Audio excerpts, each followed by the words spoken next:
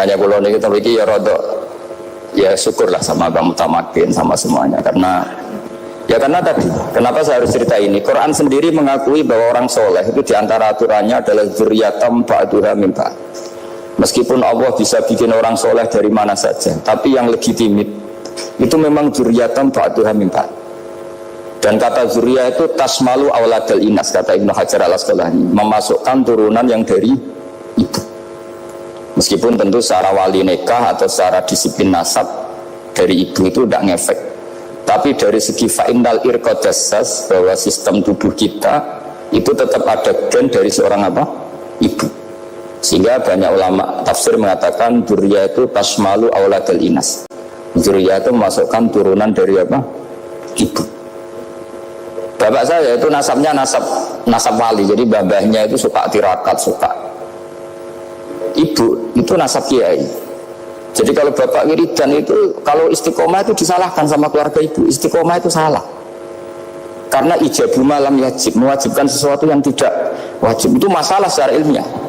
Bangun itu sering kritik kalau ada pondok kok wajib puasa, wajib merawat itu sering kritik.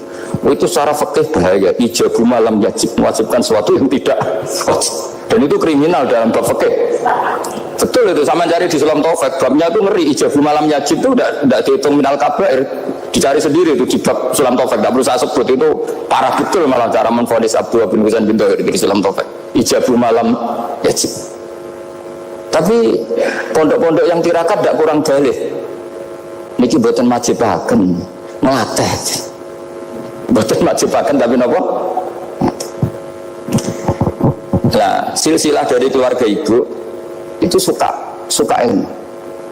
Sehingga Abdullah bin Mas'ud itu tiap hari itu mensweeping orang yang sering duha.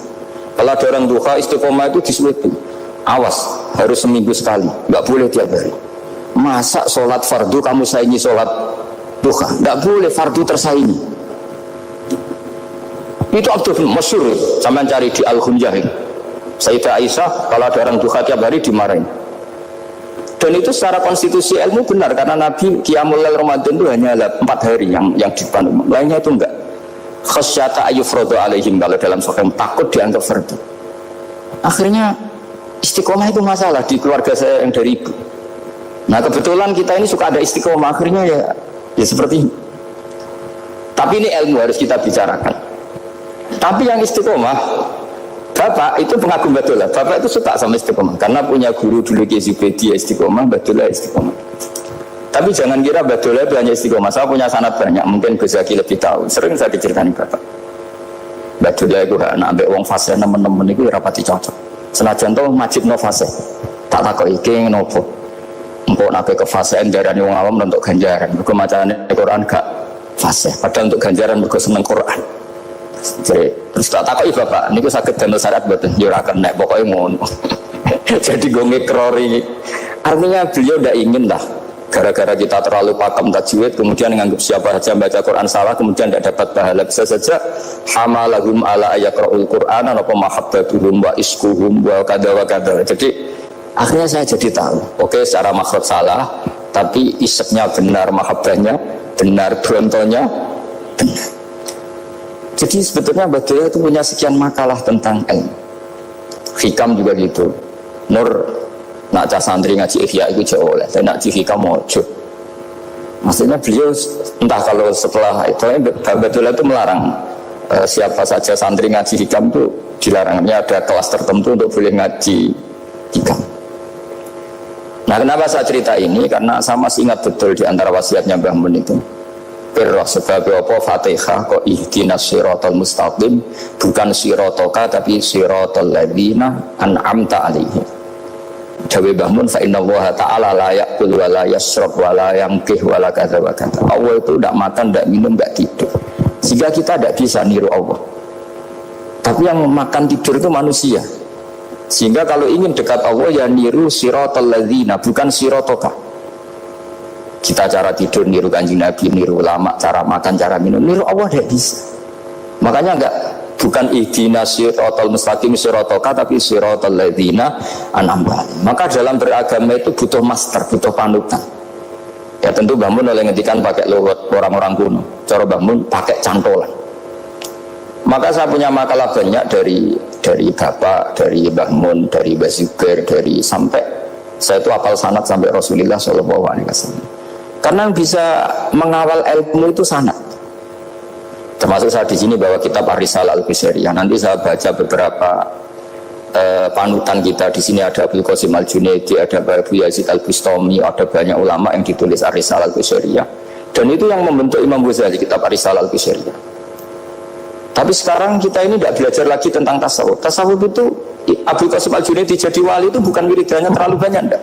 Beliau pernah bikin satu kalimat yang menjadikan Allah itu ridho. Kalimatnya begini, kalau malam beliau wiridan gini, ya Allah, kenapa engkau ngasih rezeki saya padahal engkau tidak butuh saya. Kalimatnya sederhana. Kalau seorang majikan ngasih servis sama karyawannya memang butuh pekerjaannya. Orang tua ke anak butuh kasih sayangnya. Tapi engkau ini zat yang tidak butuh saya, tidak butuh kita, ngapain ngasih? Jadi punya sisi betapa Allah itu luar biasa. Wong tidak butuh kok, ngasih itu kan luar biasa. Jadi karena mensifati seperti itu Allah itu ridho. Itu luar biasa. Normalnya orang memberi itu kan, apalagi orang memberi kiai itu kacau sekali. 1.000 jaluk swarga, salam template 1 juta aja jaluk swarga, itu parah lagi. Nanti kalau enggak masuk surga tunda-tunda, itu ngeri lagi. Itu 1 juta minta apa? Surga. Sayyidina Ali itu diantara sebabnya beliau dekat Allah itu karena muamalahnya sama Allah itu benar. Di antara muamalah itu yang diriwayatkan di kitab Ar-Risalah Al-Qusairiyah adalah masyhur itu. Kafani izzan antakuna li rabban wa kafani fakhran an akuna laka abdan. Tiap malam yang beritanya itu, ya Allah, saya sungguh sangat mulia karena engkau yang jadi Tuhan. Coba kalau saya dituhani manusia yang mati atau dituhani siapa yang mati juga. Wa kafani fakhran an akuna laka abdan. Saya ini bangga sekali karena jadi budak, jadi hamba zat yang tidak mati. Jadi pakem-pakem yang menjadi masyrab kalau dalam bahasa tasawuf itu yang menjadikan wali. Sehingga yang dikatakan ibadah itu apa? Ma'rifatullah, mengenali Allah secara benar. Jadi jangan kira wali-wali dulu terus terlalu istiqomah. Ada juga mereka punya pakem baca tabarruk. Banyak riwayat dari orang-orang sufi. Nabi Ibrahim itu pernah ketemu orang Majusi. Beliau terkenal sakho, terkenal sayang. Ketika ketemu orang Majusi, ya Ibrahim, saya ini sehari saja ngasih makan saya. Kamu kan tukang ngasih makan orang. Terus ya tapi bisyarti antus lima, kamu harus Islam. Sebagainya Nabi Ibrahim adalah kalau saya menolong dia berarti nolong orang kafir. Setelah orang itu lewat berlalu karena Nabi Ibrahim gak mau hormat, Allah memberi wahyu ke Nabi Ibrahim. Kenapa ya Ibrahim tidak kamu terima 1 hari, kamu kasih makan 1 hari? Ya karena dia Majusi. Kata Allah, dia umurnya berapa? 60 tahun. Tanyakan, pernah kelaparan kan hanya hari ini? Iya ya Allah. 60 tahun dia kafir tak kasih makan. Minta kamu sehari aja kok gak boleh. Akhirnya Nabi Ibrahim dipanggil orang Majusi, kasih makan 1 hari. Kok kamu sekarang jadi baik? Habis ditegur Tuhan. Itu Tuhanmu mengualamalai saya. Ya na'am. Akhirnya Islam orang Majusi. Jadi itu lagi-lagi ilmu. Jadi yang dikatakan ilmu itu satu teori atau kalimat atau apa saja yang menjadikan kita ini pakem. Meskipun pakem itu kadang sulit diterima orang-orang khusyuk. Orang khusyuk itu ya nyun sewu ada sisi nakalnya. Makanya Mbah Mun sering gaya jargon masyhur, zada khusyuan, zada jalan, tambah khusyuk tambah bodoh. Bukan bodoh dengan makna salah itu enggak. Memang kadang terus anti ilmu. Misalnya gini, ini contoh yang karena saya ini mengkhidmati ilmu, saya beri contoh yang urusan ilmu. Ada orang sujud diinjak orang fasik, kepalanya diinjak orang fasik. Terus si orang yang sujud tadi ini ada di Sahih Muslim, juga ada di Ihya. Wallahi la yaghfiru wa laka, pakai sumpah, wallahi la yaghfiru wa laka. Allah langsung mewahyukan ke Nabi fi hadzal zaman, fi tilka zaman atau fi dzalika zaman. Man dzalladzi yata'alla alayya alla aghfira li fulan qad ghafartu lahu wa ahbattu amalak. Katakan ke orang itu, siapa yang mencatut nama saya yang hanya berstatus tidak memaafkan? Itu enggak fair. Saya ini Tuhan kok bisa yaghfir, bisa yu'adzib, kok sifat saya tinggal 1 yu'adzib, itu gimana? Dicatut separuh itu Allah tidak terima. Tapi kalau kita baca Quran, saya ini sama orang fasik ya benci. Wong saya ini orang soleh, setidaknya pura-pura soleh lah, karena di depan para kiai. Tapi mau tidak mau, ketika Allah mensifati dirinya tentang orang munafik gimana? Wa yu'adzibal munafiqina in sya'a au jatuh. Itu cocok tidak cocok, potensi memberi tobat itu ada. Meskipun sama kalau orang munafik, tapi ya tetap bacanya wa yu'adzibal munafiqina ya in sya'a au jatuh. Rasulullah kayak apa bencinya dengan Wahsy karena qatilu Hamzah. Tapi Nabi tunduk sama konstitusi Quran. Laisa laka minal amri syai'un aw yatuba alaihim aw yu'adzibahum. Akhirnya Allah malah memberi tobat sama qatilu Hamzah yaitu Wahsy. Ini pentingnya baca lagi. Kalau kita tidak baca hanya khusyuk saja, tidak baca, pasti sama orang yang menginjak orang sujud tadi, yang injak pasti salah, nggak dimaafkan. Bongso pasti. Pertanyaannya adalah, betulkah Allah punya sifat satu, yaitu yu'adzib? Makanya kalau kita baca, misalnya baca Quran walillahi mulkus samawati wal ardh, ya sudah, yaghfiru liman yasha wa yu'adzibu man yasha. Kalau nuruti rasa kita, ya inginnya ke kita yaghfir, ke orang lain yu'adzib. Tapi Tuhan kan nggak terima. Saya ini Tuhan kok didikte makhluk saya ini gimana? Nggak bisa. Sehingga ya ini lagi-lagi ilmu. Makanya saya cocok nggak cocok itu suka baca. Saya suka sekali baca, mulai ulama dulu, ulama modern, setengah dulu. Mulai ulama yang kedunian sampai setengah kedunian. Suka. Saya dulu tuh gak suka uang. Karena saya memang tadi mbah saya dari bapak itu wali Mas Badi. Kalau tadi Mas Nadif jujur, mulai Mbah Soleh itu suka bully mertuanya. Jadi saya alhamdulillah dia jujur. Jadi Mbah Soleh itu menantunya Raden Asnawi. Itu ya bully-bulian sama ini, terus ditiru beliau ini. Itu gak suka sebenarnya. Saya itu ya pokoknya tadi kalau orang daftar wali itu kan gak suka sama, karena mereka nangis ketika Allah menghentikan wa aqridu atau ayat-ayat anfiku, atau orang baik disifati wa aqridu wa qardan hasanah. Itu hadal khitab li ahli jibdi was sarwah. Ini khitab untuk orang kaya. Kok isin Gusti jenengan nampen ngongkon infak kok kalau diinfaki. Jenengan nampen ngongkon ngamal kok kalau dingamali. Jadi maka yuhibbunal mal, mereka tidak suka harta. Walakin diana luladzatal khitab bil infak, dan itu harus kaya dulu untuk bisa infak. Jadi itu uniknya. Akhirnya Syekh Imam Sa'roni penting juga kaya. Jadi wali untuk suka harta itu nunggu diperintahkan Allah. Alhamdulillah kita tidak, sudah wali dulu karena sudah senang harta. Jadi kayaknya keren kita dibanding wali-wali itu. Artinya wali itu tahu pentingnya harta setelah jadi wali. Kita alhamdulillah mulai kecil sudah tahu pentingnya harta. Kayaknya kita lebih wali. Imam Syafi'i itu dulu gak suka sama orang kaya. Saya berkali-kali ceritain. Karena dia dididik Sufyan As-Tsauri, Sufyan bin Uyainah. Tapi ketika ketemu Imam Malik itu kaya raya. Meskipun dia hidupnya sederhana, tapi kaya raya. Pas beliau mau, Imam Syafi'i dia agak-agak sopan kalau sekarang tanya, setelah jenengan ilmu yang saya harus ambil siapa? Kata Imam Malik, yang salim saya itu sudah meninggal Abu Hanifah, tapi muridnya masih, namanya Muhammad bin Hasan Asy-Syaibani. Kamu datang ke sana. Semalam itu Imam Malik dikasih uang 500 dinar. Padahal 1 dinar itu 4,25 gram. Bisa dihitung berapa ratus juta. Terus separuhnya dikasihkan Imam Syafi'i. Nah, tidak kasangoni. Pagi-pagi diajak ke Baki. Dulu Baki itu ada kafilah rental unta. Mana kafilah yang mau ke Irak? Kita. Ya sudah, ini antar. Tak bayari. Diantar Imam Syafi'i. Diantar ke Imam Muhammad bin Hasan Asy-Syaibani di Irak. Itu ketemu Muhammad bin Hasan Asy-Syaibani pertama itu apa? Beliau itu kalau ngitung uang di meja. Emas-emasnya di meja, uangnya dolar, semuanya di meja. Tambah kaget, ini saya sama Imam Malik ingkar, ini malah lebih parah lagi. Kata Muhammad bin Hasan Asy-Syaibani, "Atajabu min hadza?" Kamu kagum dengan ini, merasa aneh? Iya. Ya sudah, ini tak kasihkan orang fasik, tinggo demenan, tinggo judi. Jangan, jenengan saja. Kalau jenengan kan orang soleh dipakai kebaikan, berarti orang soleh boleh kaya. Angsal-angsal.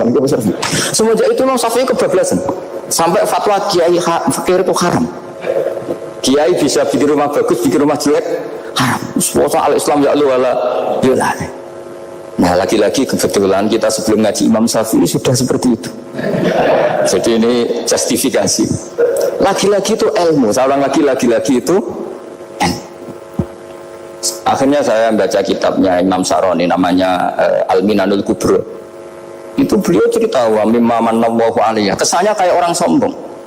Tapi sebetulnya yang sopan itu yang sombong. Karena Imam Sa'roni bilang, kamu harus memaklumatkan diri kalau antum minal ulama il amilin. Kamu termasuk ulama yang amilin. Ditanya sama orang-orang, bagaimana kalau nyatanya enggak? Kamu tadi subuh sholat, iya saya sholat. Kamu tadi zuhur sholat, iya saya sholat. Kenapa ketika kamu maksiat ingat terus, ketika kamu taat tidak ingat? Berarti kamu anggap Allah itu menyesatkan kamu, tapi tidak pernah ngasih hidayah sama kamu. Pas belok rondo ning dalan kok maksiat, bar sholat atau syukur, bar zuhur atau syukur, berasa. Berarti kan nyifati Allah, hari ini Allah ngasih saya maksiat. Sementara lupa kalau Allah ngasih sholat zuhur, sholat asar, sholat maghrib, sholat isya. Oh sudah di situ al-minanul kubra, orang itu soleh semua. Nah saya itu termasuk orang yang didikte oleh kitab, terbentuk oleh kitab al-minanul kubra. Jadi di situ hidup itu enak semua. Makanya saya itu masih ingat dialeknya dua orang alim. Nggak perlu saya sebutkan, ini agak sensitif karena ceritanya itu ada anaknya kiai mau nyalek. Karena dia anaknya kiai tanya, Mbah, dalilnya nopo nanti yang kepengen jadi jabatan, mencari jabatan dosa. Kalau yang jawab tak sebut gak apa-apa namanya. Jawabnya Mbah Mun, oleh gak apa-apa. Nabi Yusuf juga boleh jabatan. Terus beliau baca qalat ani ala khuzainil ardi inni khafifun alim. Nabi Yusuf juga boleh jabatan ya Rabb.